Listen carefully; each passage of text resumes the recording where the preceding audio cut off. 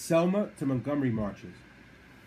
By March 1965, the civil rights movement had begun to target Alabama's abysmal record of allowing African Americans to vote. By some accounts, less than 2% of eligible blacks had registered.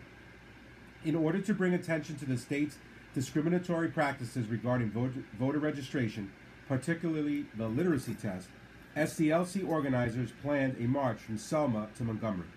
On March 7, 1965, which came to be known as Bloody Sunday, a group of approximately 600 marchers started from Selma towards Montgomery. They had walked 6 miles to the Edmund Pettus Bridge when Alabama state troopers and Dallas County Sheriff's deputies attacked them. Police deployed tear gas and beat them with batons and bullwhips in order to force the marchers back to Selma. News media witnessed the entire attack, and the subsequent nationwide coverage increased support for the civil rights movement. A few days later, Martin Luther King planned to lead a second march to Montgomery. The publicity of Bloody Sunday brought nearly 2,500 supporters to march along with him. However, a federal judge issued a restraining order against the march until further hearings could be conducted. King and the marchers nevertheless walked to the Pettus Bridge, where they held a prayer meeting before disbanding. By not attempting to march to Montgomery, they did not violate the restraining order. Marchers made a third attempt to reach Montgomery a few weeks later. The restraining order now lifted, the marchers reached Montgomery and thousands camped out in the city. There, they held the Stars for Freedom rally, which included performances by entertainers including Tony Bennett, Harry Belafonte, Day-O, day is a day-O, Sammy Davis Jr., Candyman Can, and Peter, Paul, and Mary. Voting Rights Act of 1965. The brutality of Bloody Sunday stirred national outrage and heightened calls for a new federal Voting Rights Act. Congress acted swiftly, and in August of that year, President Johnson signed the Voting Rights Act of 1965. One of the most sweeping pieces of voting legislation in history, the act greatly strengthened enforcement of the 15th Amendment, which guaranteed the right to vote regardless of race, color, or previous condition of servitude.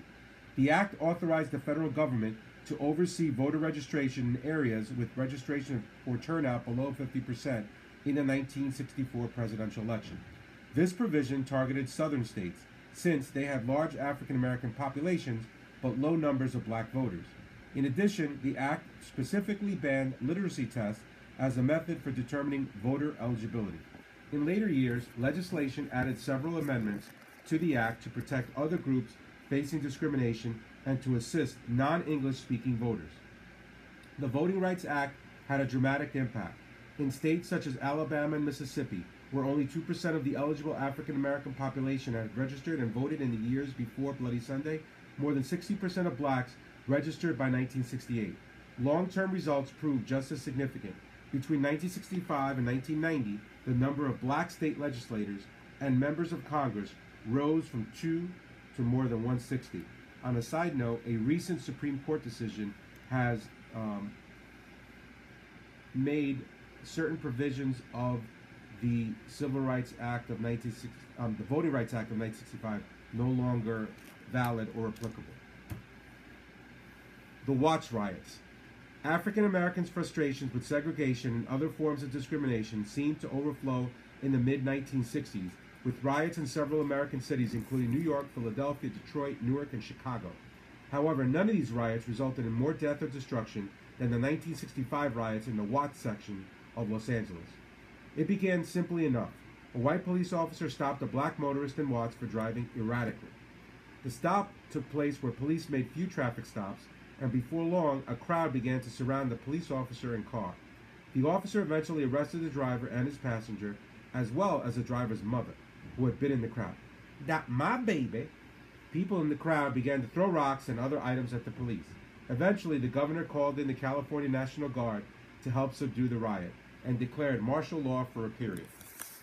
By the time the situation had cooled, 34 people had died, mostly African Americans, with more than 4,000 arrested. Authorities assessed the damages at more than $35 million.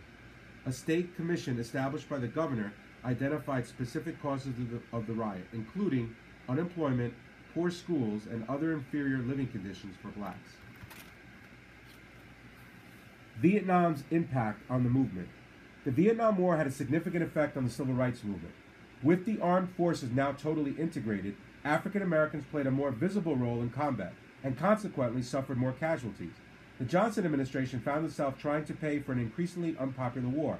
Rather than raising taxes, LBJ decided to slash some of the Great Society's social welfare programs.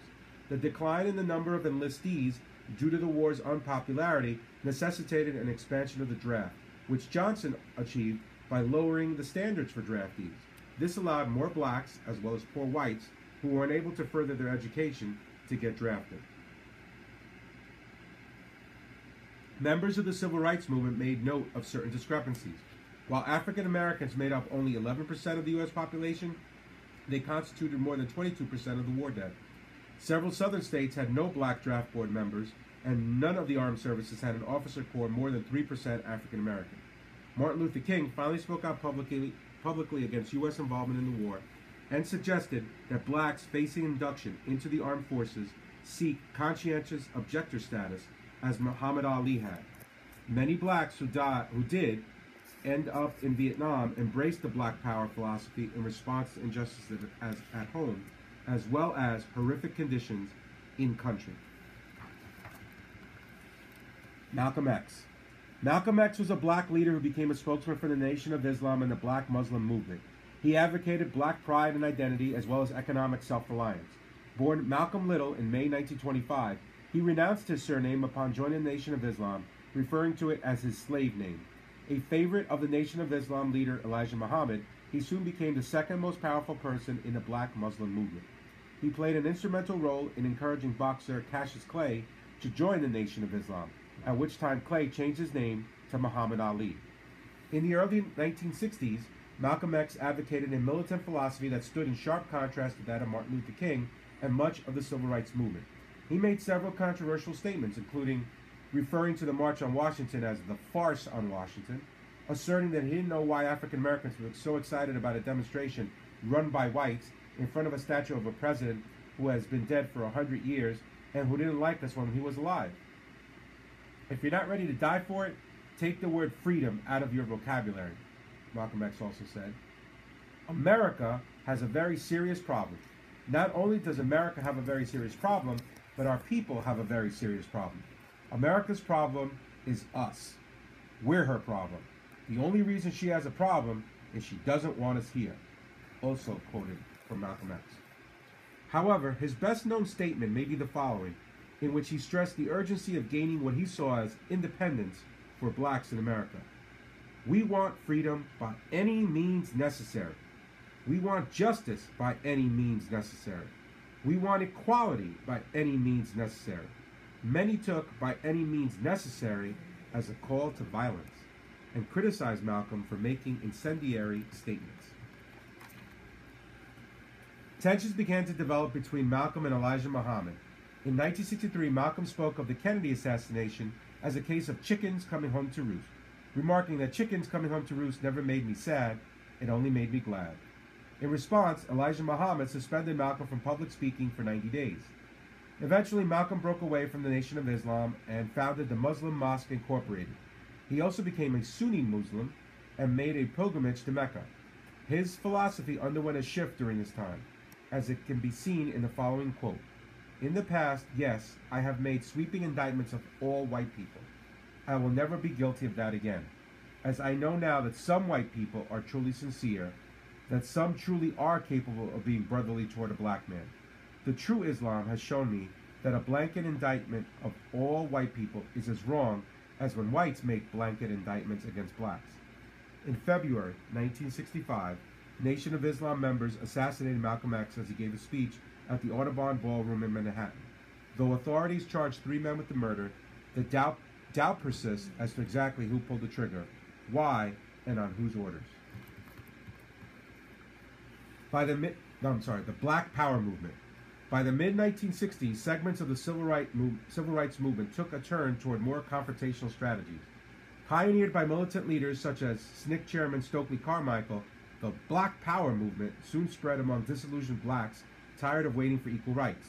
General tenets of Black Power included racial separation, black nationalism, and in some instances the use of violence in order to achieve goals. These philosophies frequently conflicted directly with the views of Martin Luther King and other moderate civil rights leaders. The Black Power movement seemed especially attractive to younger blacks who had grown tired of waiting for nonviolent protests to yield civil rights reforms. As Carmichael put it, Black Power was a call for black people in this country to unite, to recognize their heritage, to build a sense of community. He also added, before a group can enter society, it must first close ranks. By this we mean that group solidarity is necessary before a group can operate effectively from a bargaining position of strength in a pluralistic society. In Carmichael's view, in order to make significant gains in the area of civil rights, African Americans would have to achieve them on their own, without the help of whites. The Black Panthers. In the wake of the Watts riots, as well as the assassination of Malcolm X, a new militant civil rights organization emerged in 1966 called the Black Panther Party for Self-Defense, or more simply, the Black Panthers. Founders Huey Newton, Bobby Seale, and others, such as Tupac's mommy, formed the party as a means of armed resistance to repression in society. The Black Panthers announced a 10-point plan of demands, including the power of self-determination, full employment for African Americans, adequate housing and education, free health care, an end to wars of aggression, and police brutality. The release of all black prisoners, in short, land, bread, housing, education, clothing, justice, peace, and people's community control of modern technology. Infighting and disagreement over its goals led to the party's eventual disintegration in the 1970s.